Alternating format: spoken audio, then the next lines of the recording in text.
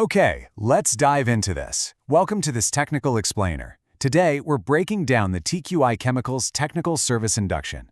This is basically your authoritative operational blueprint. We're talking about the strict field protocols required to keep industrial systems running smoothly and, most importantly, safely. So why did a heavily scaled boiler shut down an entire production line? Well, this is a real field problem, and unfortunately, it happens far too often. You see, an overheating, heavily scaled boiler doesn't just quietly stop working. Imagine the deafening hiss of escaping steam, the structural groan of warping metal, and a sudden cascading failure that literally halts the entire factory. This explainer serves as your ultimate preventative toolkit. We're going to look at exactly how to stop this kind of catastrophic failure before it even begins by mastering the fundamentals of technical service. Here's our path forward today. 1. A field problem. 2. Inspection and initial preparation. 3. Chemical water analysis. 4. Calculation and dosing. And finally, 3 key conclusions. This logical flow is going to help you, as a field technician, diagnose and treat systems flawlessly to prevent those major failures. Let's start right at the source of the issue. Section 1. A field problem in industrial operations. Understanding the context of industrial plant operations is critical here. You're not just treating water, you're protecting multi-million-dollar infrastructure from degrading from the inside out. The core concept is that scale acts like insulation. Think of scale like plaque on your teeth. If left untreated, it hardens. In an industrial boiler, this mineral plaque coats the heat transfer surfaces. And because it acts as a really stubborn insulator, the system has to burn drastically more fuel just to reach the baseline operating temperature. Eventually, the metal overheats, warps, and causes massive, catastrophic downtime. A seemingly minor mineral buildup is all it takes to completely ruin the equipment. To prevent that buildup, we've got to start at the very beginning. Section 2, Inspection and Initial Preparation, Finding the Root Cause. A good cure always starts with a perfect diagnosis, right? You simply cannot treat a system that you don't accurately observe first. So, have you ever forgotten to look for structural leaks before pulling a water sample? Stop and consider that for a second. It's a common field mistake, and it is an incredibly costly one. If the system is leaking water, it's also leaking the highly engineered chemical treatment you just dosed. You absolutely must verify structural integrity before you do anything else. Now, what's really interesting here is the sheer simplicity of the required tools. You just need sample bottles, a pipette, an analysis container, zip ties, and your chemical reagents. But your toolkit goes well beyond those physical items. Before you even start opening valves, you must get the site manager's name and phone number. If you find one of those critical leaks we just talked about, you need to report it immediately.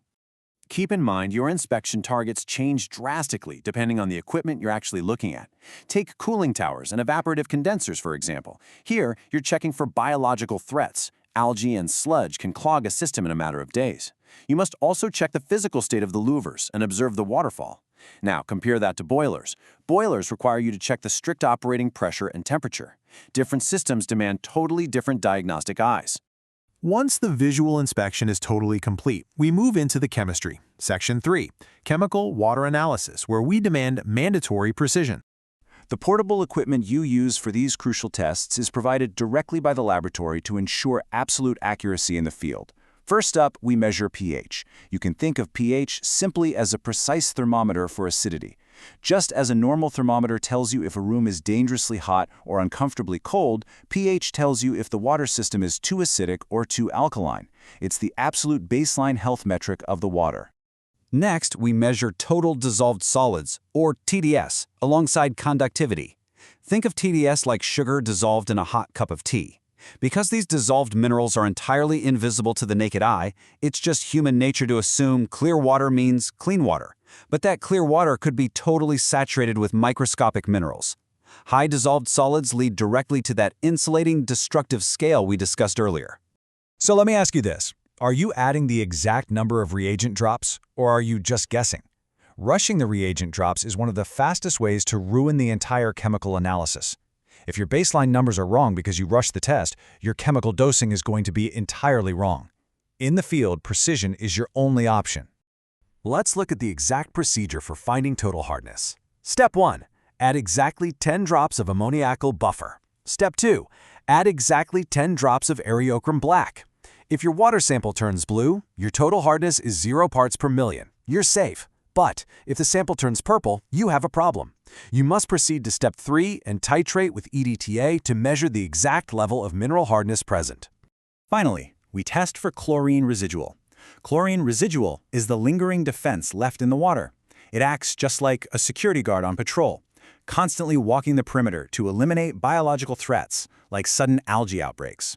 To test this defense level accurately, you absolutely must use exactly 10 drops of orthotoluidine. Let's move to our solution phase. Section 4, calculation and dosing, applying the formulas. You've completed your chemical analysis. Now you have to apply the correct mathematical formulas to fix the water profile and protect the machinery. Let's look at the dosing parameters for a cooling tower with an incoming water hardness between 0 and 400 parts per million. The math here is incredibly strict. A field value of 250 requires exactly 4 envelopes of product. A value of 500 requires 8 envelopes. 1,000 requires 16 envelopes.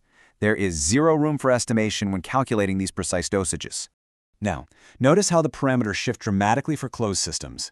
While chillers are slightly more forgiving, tolerating up to 100 parts per million of hardness, boilers demand absolute strictness. Boilers have a tolerance of just 0 to 20 parts per million. They require 1 envelope of product per 50 liters of water. You must always match the strict dosage rule to the specific piece of machinery. Have you ever miscalculated a daily dosage by forgetting the number of factory shifts? Let's talk about this, because it's another massive operational error. The conversion rule is that 100 cubic centimeters equals 1 liter. If a factory runs around the clock, you've got to multiply your base dosage by 3 to account for all 3 daily shifts. If you forget to multiply, the system runs totally unprotected for 16 hours a day. And this brilliantly illustrates our final critical dosing metric, 1440. To find your exact dosing pump rate in milliliters per minute, you take the total daily consumption in milliliters and you divide it by 1440. Why that specific number? Well, because there are exactly 1,440 minutes in a day. Accurate math dictates an accurate, continuous pump flow, ensuring the system is never without chemical protection. We've covered the core technical protocols. Section 5, 3 key conclusions. This is your operational blueprint. Let's summarize the protocols you need to take with you into the field. Number 1. Always inspect the structure before pulling a sample. Never attempt to treat a leaking system. Number 2. Chemical precision prevents scaling. Exact reagent drops yield the exact data needed to protect the plant. And number 3. Accurate math saves equipment. Calculating shifts and exact minute intervals guarantees the chemical product protects the machinery around the clock. I want to leave you with this final thought. What hidden variable will you look for first on your next site visit? Will it be a structural leak you almost missed, a rushed reagent test, or a miscalculated pump rate? Stay focused, stay vigilant, and rely on this exact blueprint to keep these vital industrial systems running flawlessly.